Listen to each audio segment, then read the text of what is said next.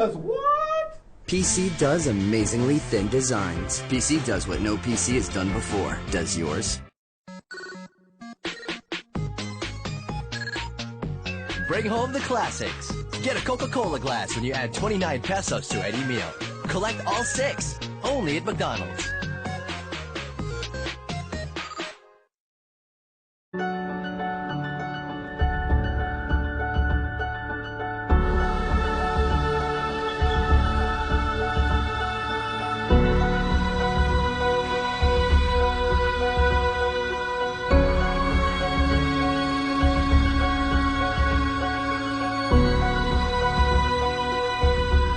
Choose the card with deals and features that help keep you fit. Choose the bright life. Choose Metrobank Gold Visa. Okay, at nagbabalik ang Serbisya Balita live online. Ayan, at patungkol naman dun sa mga public hospitals. Ayan, at nakarating na rin siguro sa kaalaman ni Governor Ramil ang yung mga pagtrato. Ayan, yung mga reklamo sa pagtrato ng mga kawani ng mga district hospitals. At yung mga nurse. Hindi ko nga lang malaman kung bakit yung itong mga ibang mga nurse na to ubod ng susungit. Hindi ko malaman kung kulang sa tulog o overwork. Kaya medyo... Pati sa JP Hospital. Lalo sa JP Hospital. Pati mo doktor masungit. Pati doktor masungit. Kaya minsan kapag tayo ay pumapasyal o nagpapatingin, hindi na tayo nagdadala ng ID para hindi tayo makilala na nasa media tayo. Para at least nararamdaman natin o nararanasan natin ang nararanasan ng mga ordinaryong tao na nagsusumbong sa atin. At kumpirmado nga, ayoko lang banggitin kung sino yung mga doktor dyan at mga nurse na minsan tinatanong pa nga, bakit magdadala raw ng pasyente ng 10 oras ng gabi? May pinipili pa palang oras ang pagdadala ng pasyente. Kung emergency case, hindi ba pwedeng dalhin sa inyong ospital? Ayan, kaya naman pinagsabihan nga ni Governor Ramil Hernandez na magkaroon naman ng malasakit sa mga pasyente, di ba? Itong mga kawanin to. Ethics naman, pagdating sa alam naman natin na kayo'y pagod na. Pero hindi naman siguro kayo underpaid para kayo mag-astang parang inis na inis kayo pag may dumadating na pasyente. Pero in fairness naman sa mga doktor, pinagtanggol din naman natin yung side nila. No, diba? Sinabi nilang may mga kakulangan sila sa gamit at kakulangan sa personnel. Sa doktor, wala silang kapalitan. Kaya syempre parang stressful na sila. Yan, okay lang yon. At least meron naman pagkakataon na pinagtatanggol natin yung kanilang mga hinaing pag nakikita natin naman na dapat lang bigyan ng pansin. At pasalamat naman tayo kay Governor Ramil na nakikinig naman siya. Kahit sabihin na natin minsan nagiging makulit tayo, alam naman yung trabaho natin ang unahin kung ano yung mga nakikita nating mali sa lipunan o lalo na sa mga ahensya ng gobyerno. Ayan, at dumako naman tayo pagdating naman sa public service ang itong sa lungsod ng Tanawan niya. Sa lungsod ng Tanawan. Yan, si Konsehal Joseph Castillo. Ayan, nag-donate ng aircon unit sa tulong na ang humingi ay yung Sangguniang Barangay ng Tinurik. Yan.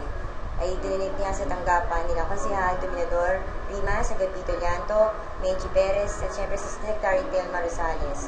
Hindi lang yan, syempre umikot din siya sa isang barangay, ng barangay talaga. Pinagkalooban naman yan ng 30 sako na bag na semento para sa gagawing pathway. Ito naman itinanggap ni Kapitan Rico Talagsad, Konsehal Adriano Olitan, at former Califi President Evelyn Rodriguez. Ayan.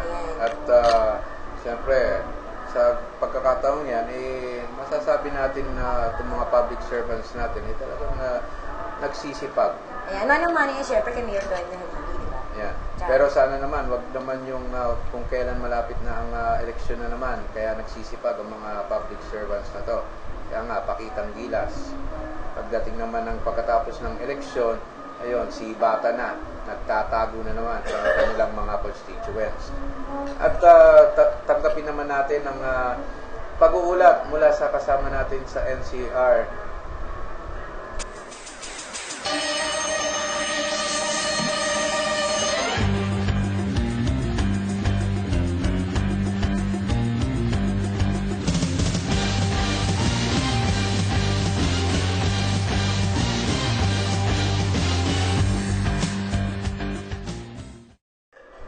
tanggapin naman natin ng report mula sa kasama nating si Edward Tan Flores. Edward, magandang gabi. Alright, Sir RJ, nandito tayo ngayon sa kahabaan ng Quirino Avenue kung saan meron isang aksidenteng naganap. Isang bata na siguro mga grade 1 pupil ang nahagip ng tumatakbong motorsiklo. Hindi naman gaano masyado na ano yung biktima at kasalukuyan ng mga kinakausap ng magulang yung bata upang makalma yung bata. So far naman sa radyo, okay naman yung bata, no? Natakot lang. Alright, kausapin natin yung driver ng motorsiklo kung ano talaga ang tunay na nangyari. Sir, ano ang tunay na nangyari? Tumatakbo, patawid siya. Alright. Nasagi ko siya. Aha. Basta na ano? Hindi naman, nasagi lang, natakot lang. Alright. Hindi ko naman tatakbuhan yung ano. Alright, Sir Rajoy, no, papunta tayo ngayon sa barangay upang maimbestigahan yung naturang driver na nakabundol dun sa bata, no? Alright, pupunta lang natin sa dali lang. Alright, yan, Sir Rajoy, no, nandito na tayo sa loob kung saan ay nag-iusap yung biktima at saka yung nakasagi, no? Inaayos na nila. Dahil lang, tabayanan lang natin, no, kung anong gagawin nila. Alright.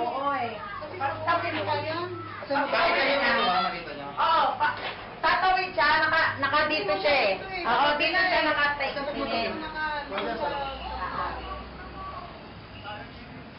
Ano kulay po? Tingin anak. Titignan, sabi ko eh. Sabi ka kay ate. Mayroong gas-gas lang. Di ba sabi mo masakit? Hindi. O yun ang sabi mo kay ate. Ano lang kasi siya nabigla. Oo, nandito. Pag gano'n niya, saka humampas yung mukha niya doon sa motor niya. Napatalon ako kasi. Galing ako doon sa school din ng apo ko, yung Beverly. Kasi inaakot pa ng magulang. Kasi ayaw na yung mga mother. Bali nanay, nasan no? Wala akong kasamang magulang itong bata. Hindi po natin mabibigay ng gulang. Alam niyo, sa hirap, nagtatrabaho sila. Alright, Sir Rajoy, ito palang bata, no? Wala palang kasamang magulang. Mag-isa lang siyang pumapasok sa eskwela. Kuya, hindi ako kasali dyan. Nag-save lang ako, ha? Alright, no?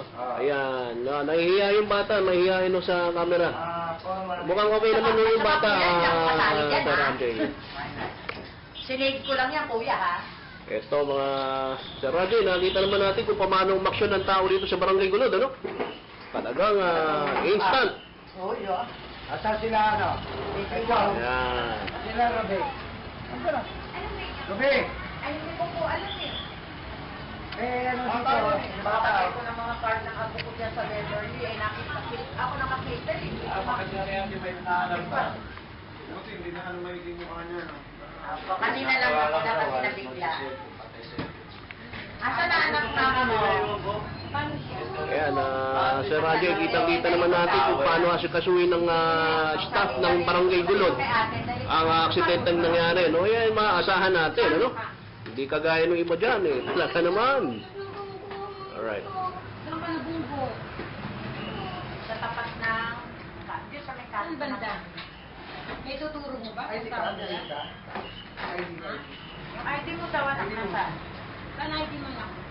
O anong pangalan mo? Bigyan mo na natin itong bag mo. Pinalitan ako ng Sa loob po, para makita yung Nakita yung address. address, Huwag ka matakot po. saan yung magulang.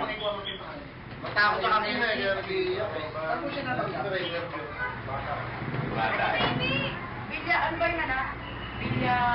Ano yung sa Gasan po bahay? kami sabihin, sa ano, di ba? Ano yung tabi? Ano yung Isa bahay kami niya? yung panahon dito. Anong bahay Ulat niya? ako bigla. Ano yung sinabi? Saan po siya tapat ng Villarreal. Yan ang sinasabi na. Ano lang Villarreal? Matigas kasi ulo mo. Oh, ngayon, nanginginig ako. Sinabihan na kita, Luisa. Alright, yan, Sir Rajoy, no? Nakita mo naman kung paano umaksyon ng mga staff ng Barangay Gulod. Talagang, kumbaga, VIP yung pagkakasikaso nila dun sa bata. Yan, no?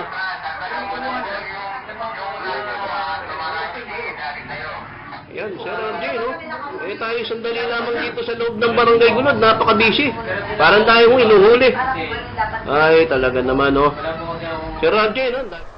Okay, so yan yung pinadala sa ating report ng ating kasamang si Ed Flores. At Yan ay live na kinunan niya pangyayari dyan sa aksidente sa isang bata.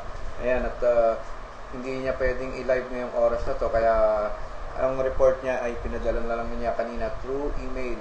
At mukhang inaksyon na naman. inaksyon na naman ng barangay ang nasabing pangyayari. At ewan ko, baka dahil lang may reporter na kaharap, kaya medyo nagpakitang gilas ang mga barangay officials na to. At samantalang tanggapin naman natin ang isa pang pag-uulat mula sa lalawigan ng Laguna.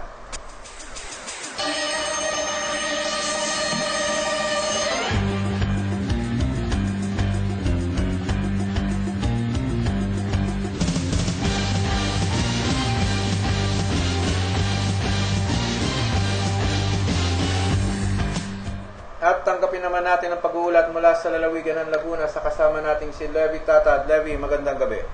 Yes, magandang gabi sa mga Jay. Dahil nga sa hindi nakapasok ang mga relista dyan sa pagitan ng Buendia patungo ng PICC, ay minabuti ng bayan muna sa Southern Tagalog na magkaroon na ng condemnation vigil at cultural night laban sa EPIC naman dyan sa Minjola.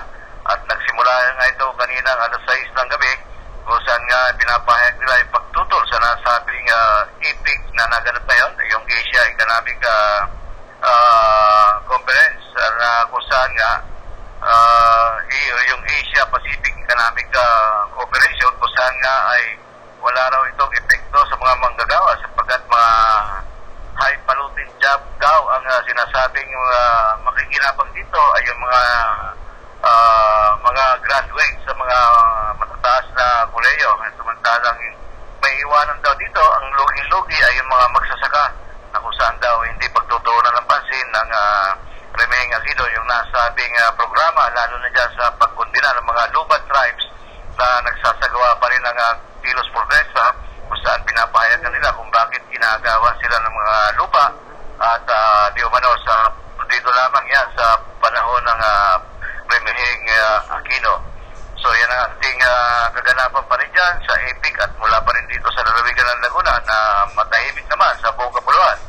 Levi Tatad, nagsiservisyo sa bayan para sa Serbisyo Balita Live Online.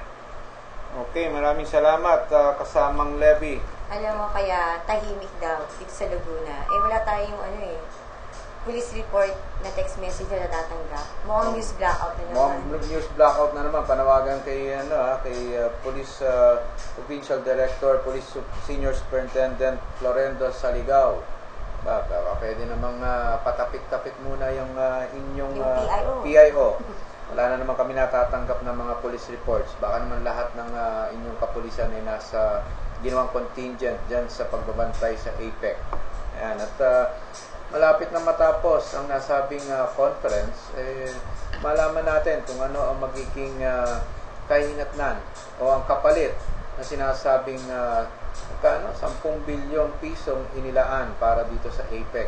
Yan, namuhuna na naman ang ating gobyerno para sa nasabing konferensya. Sana nga, triple ang bumalik sa atin. May 10 billion kaya yun, yung magagastos? Ayon sa kanilang report. Ayan, katulad ng mamayang guest natin na may bubunyag na ayon sa report ng isang ahensya. Parang mainit yung issue yun mamaya. Basta pagdating sa report, lagi na lang. Talagang pinagdududahan ng mga reports. Ayan, ay malaman na lang kung talagang 10 billion ang ginagastos dyan sa APEC Summit na yan. So, ang isa sa mga nais nating mapagtuunan naman din ng pansin, ang ang pag-iikot na itong incumbent Vice Governor na si Attorney Karen Agapay. At nakita natin na medyo talagang sinisikap na umikot, mag-ikot sa mga bawat bayan itong si Vice Governor Karen. Mukhang ewan ko, parang naghahabol yata sa Buti hindi sila nagkakasalubong. Kasi pag di umikot yung minsan nagkakasabay pa nga sila, pero Angelica Jones. Pero asahan mo, pag nagkasabay sila sa isang activity, tiyak yung isa magpapaalam na agad. Hindi, kasi pwede din naman talaga silang magkatagpo dahil parehas yata silang vice governor. Ang tinatakbuhan. Oo. Hindi, at parehas silang bit-bit ni Governor Ramon Hernandez. Okay. Ang minsan, ang nakakatawa lang dyan, kaya nga, sino yung legal? Yan, pagdating dyan sa aspeto. Hindi, siguro ang legal dyan si Karen kasi parehas silang nationalista, di ba? So, ang kalalabasan naman ng ni Bukal Angelica, Siya yung illegal. Pero hindi rin, kasi siya yung legal na Siya na yung ng liberal. O pwede rin siya So, magbitbit hindi siya ng yung iba pang the other governor. woman. Pwede rin siya magbitbit ng ibang governor. ayan. Para quits. Parang ang hirap ng gano'n, no? Parang quits ba? At Sagot tayo kay paring Ramon yan. sino? Hindi, Aba, sabi hindi ko naman lang, natin sabi ko lang, kasalanan pwede kung rin bakit naman, sila diba? nagkaroon ng dalawang vice governor. Sisihin nila kung bakit nila nilaglag si Congressman Egay San Luis. Di sana siya yung Sino ba standard bearer. naglaglag? Ang ayon sa source natin nasa loob raw ng liberal. Isang congressman. Hindi, actually, kanya-kanyang operation yan. Bawat leader, may kanya-kanyang operator yan. Balita ko dalawang congressman yon Oo. na pinagtulungan. Ewan ko, ba't ayaw nila kay Para Egay? para sa kanila mapunta yung pondo. Magbibigay din ng pondo, di ba? Billion sa mga congressmen. Ang alam ko, yung isang congressman, binabaan na ng 200 million para sa kanyang projects di umano sa isang lungsod. So, Basta alam ko, isang congressman dyan, super lakas kay Pinoy. bakit? Dahil gwapo. Oo, basta ganun. Okay, di bahala na sila read between the lines kung bakit paborito ni Pinoy ang gwapong congressman. Blind item. Yan. Ang blind item. So, bago mag-init na naman ang Ay, napainit ko na kasi mamaya mainit ang topic nyo. mas diba? mainit Hayaan ko mamaya. kayong dalawa mag-usap eh. Ayan. At samantala, bumalik muna ulit tayo sa ating himpilan para sa ilang mahalagang paalala mula sa ating mga sponsors.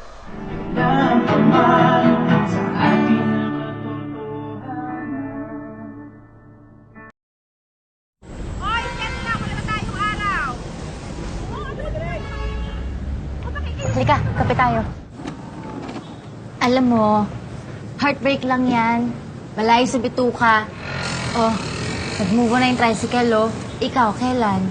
Ayan, mainit na kape. Para magising ka sa katotohanan. Wow, ang honest. Parang 7-Eleven City Blends. Real honest-to-goodness coffee. Made fresh with honest-to-goodness Arabica beans. 20 pesos lang. Honest. Since you're being so honest, may gusto din sana akong sabihin sa'yo. Ay, steak na daw, sabi ni Derek. Tara. 7-Eleven City Blends coffee. 7-Eleven every day. Kadalasang sanhi ng simpleng ubo at sipon ay virus na maaaring kusang gumaling at hindi tinatalaban ng antibiotics. Sa maling pag-inom ng gamot tulad ng antibiotics na hindi nireseta ni Doc, maaari itong magdulot ng mas malalang epekto. Wala nang tatalab na gamot kapag tayo'y nagkasakit. Magiging drug-resistant na ang mikrobyo. Kapag nangyari yan, madaling lalala ang sakit at maaari mo pa ikamatay. Huwag abusin ng antibiotics. Magpakonsulta muna. Isang paalala mula sa inyong DOH. An engine that makes more power from less fuel is great. But if stepping on the gas feels like you're communicating with the wheels via messenger pigeon, what's the point? To be fun, a car has to be responsive. Traditional automatic transmissions are great when you're starting from a stop or creeping along in traffic. However, we saw a big opportunity to improve their responsiveness and fuel efficiency. To make it a reality, we needed the best of two worlds. The getting going and first gear smoothness and controllability of a traditional automatic transmission, plus the direct connectedness and fuel efficiency of a manual transmission for the rest of the gears when you get rolling. Basically, we wanted a manual transmission that shifts for itself. Introducing the SkyActiv Drive 6-speed automatic, a new kind of transmission that marries a torque converter from a traditional automatic with a clutch from a manual. Making it all work and getting the kind of precise split-second shifting we wanted meant our new transmission needed a mind of its own, literally. So, we implanted an advanced control module that's like having a professional race car driver in your gearbox, shifting with such quickness and precision, it can even perfectly rev match downshifts. With that kind of responsiveness, this high-performance gearbox also improves fuel economy by up to 7%. The net result? All boxes checked. Smooth, direct, and efficient. What more could you ask for? How about a better manual transmission too? One with the crisp, precise shift feel that you'd find in a Mazda MX-5 Miata. We wanted that incredible shifting performance and feel in every vehicle we make, so we engineered the Skyactiv MT 6-speed manual to have the shortest shift throw in its class, as well as being smaller, lighter, and stronger than its predecessor too. Thanks to both our transmissions' compact and lightweight designs, our new Skyactiv bodies could be built more efficiently around them, further contributing to the overall Skyactiv technology goals by bringing improved fuel economy and performance together. Jackpot. Both new transmissions are major innovations, and both already have the rest of the automotive world scrambling to catch up. They prove not only what Mazda is capable of, but what can be achieved when you refuse to compromise. Skyactiv technology from Mazda. The future of driving begins now. We build Mazdas. What do you drive?